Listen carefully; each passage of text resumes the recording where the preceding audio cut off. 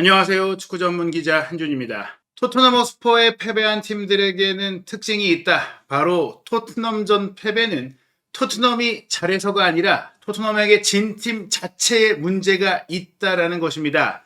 2024-2025 시즌 카라바오컵 8강전에서 토트넘에 4골을 내주면서 무너졌던 맨체스터 유나이티드가 이어진 프리미어리그 17라운드 경기에서 본머스를 상대로 안방에서 올드 트래포드에서 0대3의 충격적인 참패를 당했습니다. 포르투갈 출신의 천재 전술가로 알려진 후뱅 아모린 감독을 시즌 도중 전격 선임하면서 기대감을 끌어올렸던 맨체스터 유나이티드가 토트넘전 패배에 이어 본머스를 상대로는 더욱더 부진한 경기를 펼치면서 무너진 이유는 무엇이었는지, 이 패배가 최근 펩 과르디올라 감독의 맨체스터 시티가 무너지고 있는 이유와 전술적으로 일맥상통하는 면들이 있고, 또한 저희가 포스테코글루 감독식의 무모한 하이라인 축구에 조정이 필요하다라고 주장하는 이유까지 또 어떻게 보면 연결될 수 있기 때문에 주목할 만한 내용이라고 생각을 해서 분석을 준비했습니다. 우선 17라운드 일정이 마무리된 시점에 맨체스터 유나이티드가 본머스에 패배하면서 승점 22점으로 13위의 순위를 유지하고 있는데요.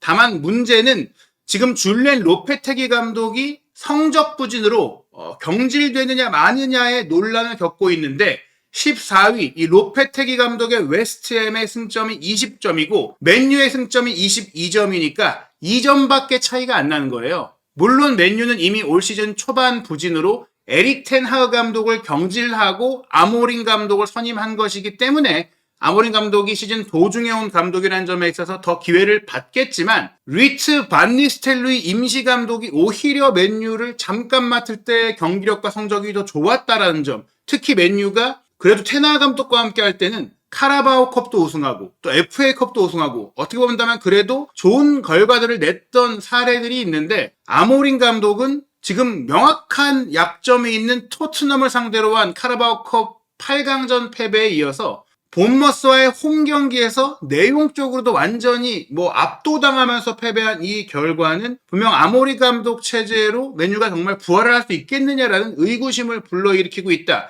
그렇게 볼 수가 있겠습니다. 게다가 이미 토트넘을 상대로도 1대 0이라는 스코어로 이기긴 했지만 실제로는 3대 0, 4대 0까지도 크게 이길 수 있었던 안도니 이라올라 감독의 본머스는 이번 경기 승리로 승점 28점을 얻으면서 지난 시즌 챔피언스리그 진출권을 얻은 에스턴 빌라를 골득실 차로 제친 5위, 또 지난 시즌 우승팀인 맨시티조차 또 제압을 했었죠. 그 맨시티를 승점상으로도 제치면서 5위로 다음 시즌 챔피언스리그 진출권까지 노릴 수 있는 엄청난 돌풍을 이어가고 있습니다. 저희가 이 토트넘이 이긴 팀들, 토트넘이 좋은 경기력을 보인 팀들은 토트넘의 그런 강점들을 보여줬다기보다는 토트넘의 약점을 제대로 공략하지 못하면서 자신들도 뒷공간을 남겨두는 조금은 도전적인, 어떻게 보면 이상주의자들이 선호하는 공격적인 축구를 하는 팀들이었다라고, 이런 공통점을 말씀드리는 게 이 맨시티와 맨유, 바로 토트넘에 당하면서 또 카라바오컵에서 탈락한 팀들이 곧바로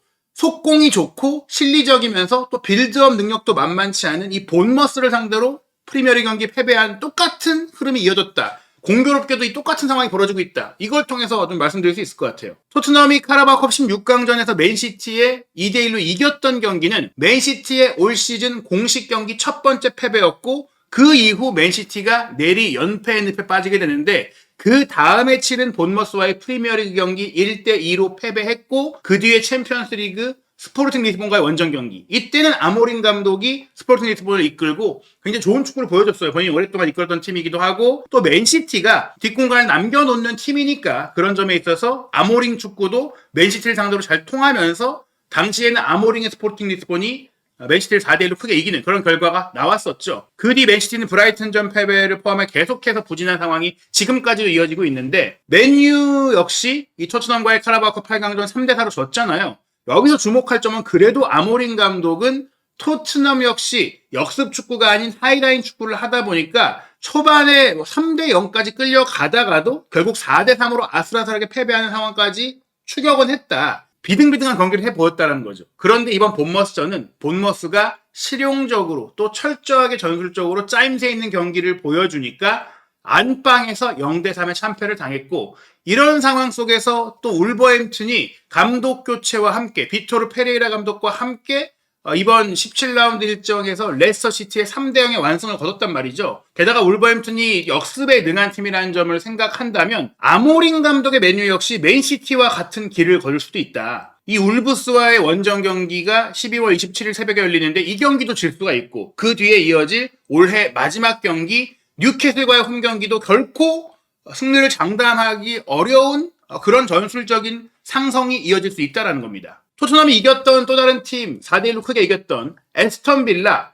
에스턴 빌라는 지난 시즌 토트넘을 제치고 4위로 챔피언스리그 진출권을 얻었던 팀이고, 최근에도 또 좋은 경기력을 보이고 있는데, 당시 토트넘이 이겼을 때는 에스턴 빌라가 이 챔피언스리그를 병행을 하면서 챔피언스리그 일정에 조금 더 치중을 하면서 체력도 떨어지고 선수단이 조금은 슬럼프에 빠져있던 시기였어요. 토트넘이 에스턴 빌라를 4대1로 이긴 뒤에 에스턴 빌라는 그 경기 기점으로 굉장히 떨어졌습니다. 토트넘을 상대로 좀 졌던 게, 또 압도당한 게 뭔가 내상이 컸던 게 아닌가 싶을 정도였는데요. 챔피언스리그에서 클럽 브리헤아 원정 경기 0대1로 졌고, 그 다음에는 현재 프리미어리그 최고의 경기로 보이고 있는 리버풀을 상대로 한 원정 경기 0대2로 졌었습니다. 그리고 크리스탈 팰리스와 2대2로 비기고, 유벤투스와 0대0 무승부, 첼시전 0대3 참패가 이어졌죠. 그러다가 최근에 이제 반등을 하고 있는데, 또 최근 토트넘이 5대0으로 크게 이겼던 사우스햄튼 같은 경우에는 굳이 저희가 전적을 보여드릴 필요가 없는 리그 최하위 팀이고, 그리고 그들이 리그 최하위 팀임에도 불구하고 굉장히 공격적인 축구, 또 어떻게 보면 토트넘을 상대로 더더욱 수비 숫자를 줄이고 맞불을 놓는 상황 속에서 참패를 당했다라는 점들을 생각을 해보면은, 토트넘의 0대5로 지기 전에도 에스턴 빌라전 0대1 패배 외에 첼시전 1대5 참패라든지 리버풀전 2대3 패배라든지 울브스전 0대2 패배 등 사우스햄튼도 이미 좀 맛이 간 상태였다. 즉 토트넘이 이긴 경기들 같은 경우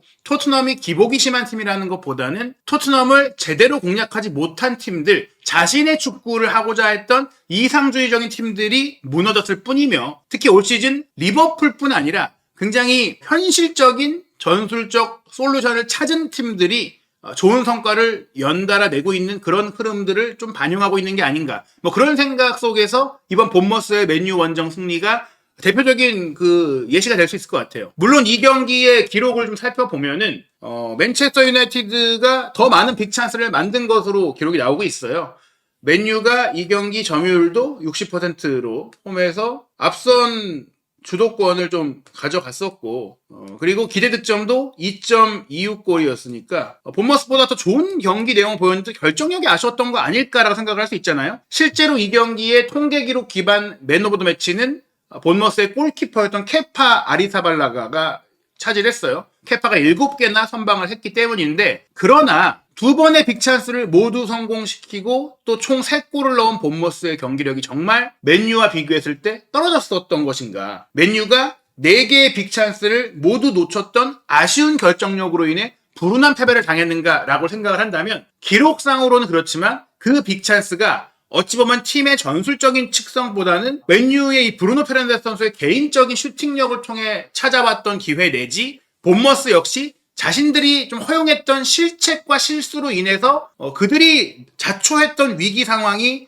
또한 맨유에게 주어졌고, 그 상황을 케파 골키퍼나 또 본머스 수비수들의 집중력이 발휘가 되면서 그걸 커버할 수 있는 상황이었다. 결국 전체적인 경기 흐름과 골로 가는 과정을 만들어내는 그 밀도와 완성도를 봤을 때는 본머스가 더 뛰어난 경기력이었다라고 생각이 드는 거예요. 이걸 기록과 또 세부적인 데이터 그리고 경기 장면을 통해 소개해드리면요, 실시간 공격 위협도를 보면 사실 맨유가 본머스의 전반 29분 선제골을 내준 이후에 정말 전반 막판까지 엄청 몰아쳤어요. 이 시간 동안에 선수들이 굉장한 정신력을 보이고 홈팬들의 응원 속에서 몰아쳤죠. 그리고 후반 시작과 함께 아모린 감독이 첫 번째 교체하고 또 3명의 교체 카드를 꺼내면서 후반 15분 정도, 한 60분까지 굉장히 몰아쳤습니다. 이 시점까지는 그래도 맨유가 어느 정도 공격의 의지를 보였고 득점을 할 뻔하기도 했었어요. 하지만 본머스가 29분에 선제골을 넣었을 때가 그 시점까지 경기 중 가장 위협적인 장면을 만들었던 것, 맨유보다 더 먼저 좋은 장면을 만들면서 골을 넣었던 것이고, 후반전 초반까지 맨유가 주도를 했다고 하더라도 결국에 그 흐름을 끊어내는 추가골과 이제 마지막 3번째 골, 그 골이 61분과 63분에 연달아 터지면서 맨유의 추격 의지에 완전히 찬물을 끼얹는 이날 경기 운영적 측면에서 굉장히 중요한 시점에 연달아 득점을 하는 굉장한 집중력과 날카로움을 보인 겁니다. 그 이후 맨유의 추격 의지는 굉장히 둔화되면서 대체로 공격 기회를 많이 가져가긴 했어도 크게 득점에 근접한 상황은 나오지 않았고, 그 뒤로 본머스는 체력 안배를 위한 선수 교체를 쭈루룩 하면서 안정적으로 경기를 마치게 됩니다. 이 경기 공격 시퀀스 관여도를 보면 맨유의 플레이메이커이자 주장인 브루노 페르난데스가 무려 14개를 기록을 했어요. 슈팅 6개를 혼자 뿌렸고 키패스도 3개를 기록했고 슈팅으로 이어진 빌드업 패스도 5개나 기록할 정도로 본인은 개인적으로 정말 모든 걸 다 쏟아냈습니다. 그 외에 센터백인 리산드로 마르티네스도 조금은 본머스가 전방 압박보다는 물러서서 미드블록으로 역습하는 축구를 하다 보니까 많이 전진해서 공격 과정에 관여를 했던 빌드업 패스를 하면서 또 9번의 패스 시퀀스, 공격 패스 시퀀스를 만들었고, 그리고 기회를 얻은 가르나초도 8개, 아마드도 8개 등을 기록을 했죠. 대체적으로 이렇게 맨유 선수들이 많이 보이긴 하지만 본머스는 이 세메뉴 선수가 득점을 한 것뿐 아니라 4번의 슈팅을 혼자 뿌려내면서 이 굉장히 임팩트 있는 공격을 한번 올라갈 때마다 확실하게 슈팅 기회를 뽑아내는 효율적인 공격을 보여줬고, 중앙 미드필드인 라이언 크리스티 같은 경우도 뭐 이날 날카로운 이 프리킥 어시스트를 비롯해서 4개의 또 슈팅 상황으로 이어진 키패스 내지 기점 패스를 만들어내면서 2-3번의 패스로 상대의 골을 위협할 수 있는 그런 속공에 있어서 명확성을 보였다는 겁니다. 이날 양 팀의 선발 라인업을 살펴보면 맨유는 지르크지를 최전방 공격수로 배치를 했죠. 그리고 브루노와 아마드를 2선 공격수로 배치하고, 또 왼쪽에 공격적인 말라시아를 왼쪽 윙백에, 오른쪽에는 조금 더 수비 균형을 갖춘 달로를 윙백으로 배치했고, 2명의 중앙 미드필드로 메이누와 우가르테, 3백으로 리산드로, 맥과이어, 마즈라이를 배치하고 오나나 골키퍼가 골문을 지켰는데요. 지르크지는 뭐 지난 토트넘과의 경기 호일룬처럼 좀 무력한 모습을 보였고, 왼쪽 윙백 말라시아도 공격적으로 쓰려고 투입을 했는데 수비 허점만 드러나고 공격적으로는 또 본머스의 수비를 흔들어내지 못했고, 오른쪽의 달로는 역시 뭐 수비가 더 강점인 풀백 출신답게 오른쪽 윙백으로서의 역할을 그렇게 잘 보여주지 못했고, 센터백으로 배치된 마즈라이나 또 맥과이어 같은 경우도 개인적인 퍼포먼스가 좋지 않았던 데다가 메이누와 우가르테 이 2명의 중앙 미드필드는 에릭센이나 브루노 같은 선수들이 중앙에 설 때보다 창의적인 면이 부족하면서 공격의 활로를 열지 못했다. 즉 브루노 개인의 그 슈팅 창출 능력 정도를 제외하면 솔직히 이 경기 맨유가 전술적으로 뭔가 굉장히 특색 있는, 개성 있는 플레이를 보여주지 못했어요. 반면 본머스는 전방에서 속도도 좋고 활동 범위가 넓은 이반 이우송의 움직임이 여전히 빛났고, 세메뉴와 이 당고 오타라가 좌우측면에서 명확한 윙포워드 플레이를 가져가면서 단순한 측면 돌파를 보여줬고, 저스틴 클라이베르트가 이 하프 스페이스를 오가면서 본인의 드리블링 기술을 또 보여줬고, 타일러 아담스와 또 라이언 크리스티는 기점 패스의 날카로움 뿐 아니라 수비 조직에 있어서 수비로 내려설 때는 개인이 아닌 조직으로, 대인 능력이 아닌, 개별적인 수비 능력이 아닌 구조적인 블록 수비를 통해서 맨유의 공격을 차단했다는 점에 있어서 본머스의 선수 개개인의 퀄리티는 이라올라 감독의 전술적 선택과 준비를 통해서 더욱더 돋보이는 상황이 됐다. 그리고 토트넘과의 경기에서도 뭐 득점을 했던 10대 어린 수비수 딘 하위센이 이 경기도 세트피스에서 헤더로 선제골을 또 뽑아내면서 또 세트피스 준비도 굉장히 잘 돼 있다는 점, 세트피스를 잘 활용하는 팀이라는 점도 또 한 번 드러났고, 뭐 오른쪽 센터백으로 뛴 자바르니 역시 굉장히 공격적인 패스를 잘 뿌려내면서 현대 축구의 전술적인 그런 트렌드에 또 부합하는 센터백들의 볼플레잉 능력이라든지, 또 이 선수들이 이 볼플레잉 능력을 단지 기점 패스를 만드는 게 아니라 롱 패스로 한 번에 공격수에게 배달하는 그런 장면까지도 연출을 해주면서, 또 풀백들도 그냥 수비적으로 경기를 하는, 정말 안티풋볼이 아니라 공을 꼭 많이 지배하진 않아도 공격을 할 때는 제대로 좀 멋진 플레이를 보여주는 그런 좀 최근의 좋은 모습들, 최근 축구계에서 리버풀이 지금 선두를 이끌어가는 과정 속에 비슷한 방법론을 또 본머스도 보여주고 있다는 겁니다. 장면들을 좀 살펴보면요. 역시 맨유는 토트넘과 같은 좀 숙제를 가지고 있어요. 바로 세트피스의 실점이 점점 많다라는 것인데, 이게 전반 29분의 선제골이에요. 그래도 맨유도 기회도 있고 본머스도 기회가 있던 와중 속에 이 골 하나가 경기의 흐름을 조금 본머스가 편하게 가져가게 만들었죠. 크리스티가 올린 프리킥 크로스가 이 높이 날카롭게 올라왔고, 장신 수비수 이 하위센의 헤더 슈팅이 높이 터졌다가 골문 구석으로 들어가니까 오나나 골키퍼가 반응을 할 수가 없었어요. 뚝 떠서 내려오니까 이건 뭐 물리적으로 건드릴 수가 없죠. 주목할 점은 맨유가 올 시즌 벌써 9번째 세트피스 상황에서의 실점을 내주면서 프리미어리그 전체 팀들 중에서 2번째로 많은 세트피스 실점을 내주고 있다. 토트넘이 세트피스에 약하다 해도 아직 5골 정도밖에 내주지 않았는데 그 2배에 가까운 세트피스 실점을 하고 있다는 것이고요. 그 뒤에도 지금 보시면 뒷공간의 문제, 맨유도 마찬가지로 겪고 있어요. 마즈라이가 물론 풀백 출신이니까 배우 커버력이 좋은 수비수이긴 해도 맥과이어 같은 경우에 뒷공간을 빠르게 커버하기 어려운 수비수인데 이렇게 하이라인을 구축하고 있을 때 본머스의 센터백 자바르니가 롱 패스를 뒷공간으로 때려주자마자 이바니 유송이 이걸 받아서 슈팅으로 가져간 걸 간신히 오나나 골키퍼가 막아냈던 장면이 이 본머스의 선제골 이후 전반 31분에 추가골로 연결될 뻔하기도 했었죠. 물론 그 뒤에는 맨유가 파상 공세를 펼치게 됩니다. 전반 41분에는 아마드가 우측면을 파고들어서 뒤로 빼준 공, 본머스 수비가 문전에 쏠려있을 때 뒤에서 들어온 브루노가 이어받으면서 오른발 슈팅으로 가져간 게 아슬아슬하게 골대옆으로 빗나갔죠. 그리고 전반 곧바로 또 이 이어진 슈팅 상황은 사실 본머스가 공격을 전개하다가 패스 미스가 발생을 하면서 자기 지정에서 뺏기다 보니까 여기서 실수가 발생했던 게 결정적인 실점 위기가 됐거든요. 그러나 이 메이누의 패스를 받은 브루노 페르난데스의 오른발 슈팅이 케파의 선방에 걸리면서 역시 동점골로 이어지지 못했습니다. 그리고 또 전반전 종료 직전인 44분에도 브루노 페르난데스가 과감하게 시도한 중거리 슈팅이 골대 옆으로 아슬아슬하게 빗나가는 장면도 조금만 안쪽으로 가면 골이 될 수 있었어요. 그러나 말씀드린 대로 이 장면들은 본머스의 자체적인 실수 내지 브루노 페르난데스의 개인적인 슈팅이 좋았기 때문에 나오는 장면이지 확실하게 팀적으로 전술적으로 본머스를 흔들어냈던 장면이라고 보기도 어려운 것이죠. 그리고 후반전 들어서 다시 본머스의 공세가 강해지는데요. 어떻게 보면 동점골을 넣기 위해서 맨유가 수비 라인의 변화를 가져가고 좀 더 공격적인 선수를 투입하는 과정 속에 수비가 더 흔들렸어요. 그러한 상황에서 이렇게 후반 시작하자마자 자바르니가 맨유의 전방 압박이 좀 제대로 이루어지지 않는 상황을 파고들고 전진하더니 그대로 뒷공간으로 한 번에 때려 넣어준 공을 지금 보시면 이바니 우송 선수가 또 이어받으면서 오나나 골키퍼가 나와서 막아내려고 했는데 그걸 제쳐냈어요. 그러나 다른 이제 리산드로라든지 다른 수비수들이 몰아내면서 사이드로 좀 밀어냈죠. 하지만 여기서 다시 이바니 우송이 문전으로 크로스를 올렸는데 이거를 이제 세메뇨가 헤딩을 하려고 달려들었지만 이거를 제대로 건드리지 못하면서 결국 득점을 하지 못했습니다. 오나나가 다시 골문을 커버를 했죠. 하지만 이렇게 충분히 득점이 가능했던 장면들을 후반 시작과 함께 만들어냈고